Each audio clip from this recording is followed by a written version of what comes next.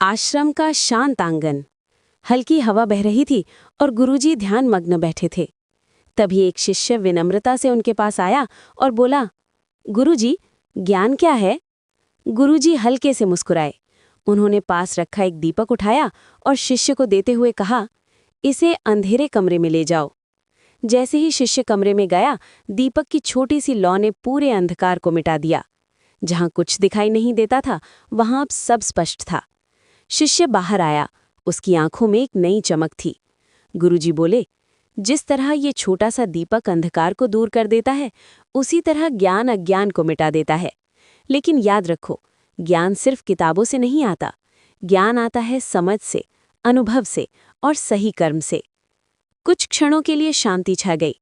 शिष्य ने सिर झुकाकर कहा, गुरुजी, अब समझ गया, ज्ञान ही जीवन का असली प्रकाश है। गुरुजी ने गहरी आवाज में कहा, और याद रखो, सच्चा ज्ञानी वही है जो विनम्र रहता है, क्योंकि फल से लदा हुआ पेड़ हमेशा झुकता है। संदेश: जीवन में अंधकार कभी भी आ सकता है, भ्रम का, डर का, असफलता का। लेकिन अगर आपके पास ज्ञान का दीपक है, तो कोई अंधेरा ज्यादा देर टिक नहीं सकता।